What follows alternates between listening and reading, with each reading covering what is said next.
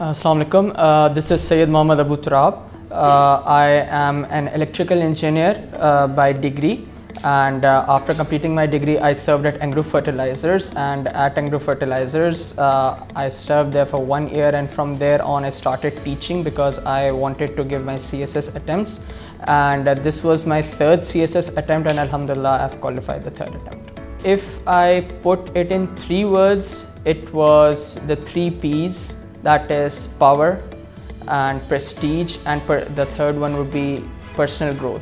The power to serve people, the prestige attached with this job that comes with serving the people, and the personal growth that comes with it finally, which is both the interaction that we have with people, the social skills that you develop, and the different professional courses that you do in the field that you're serving in. All of these combined motivated me to go for CSS. The hurdles were numerous, but 3 really stand out. The first was no background knowledge. Since I had an electrical engineering background, and the subjects that we choose, the options that we choose for our CSS exam do not really go with electrical engineering. Yes, there are physics and mathematics, but we study only a few courses of physics and mathematics, not the level of physics and mathematics required for CSS exams. The second hurdle was the perception, the negative perception that we have for landing government jobs.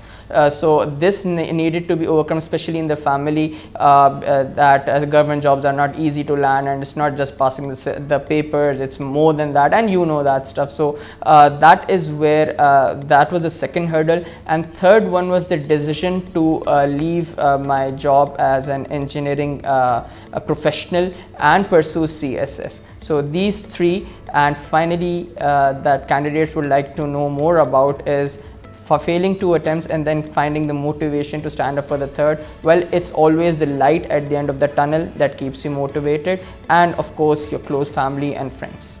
The common mistakes at an individual level could be many, and those could be sorted out with individual guidance from a CSS mentor, but 3 common mistakes really stand out. The first one being a wrong subject selection, the second one being not preparing from good sources, and the last one being not enough writing practice. So the subject selection is a very important part of your CSS journey, and that should be made based on not hearsay but on your own strengths and weaknesses.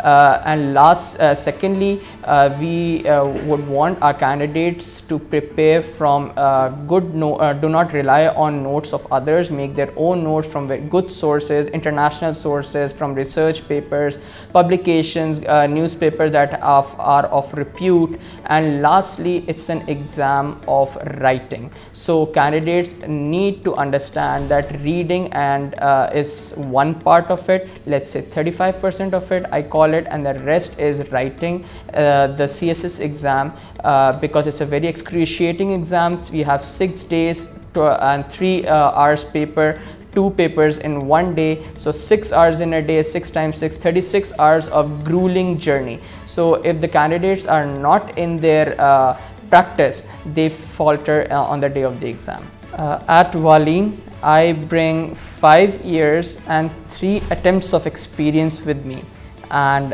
this includes the do's and don'ts of the CSS preparation and the attempting of the exam.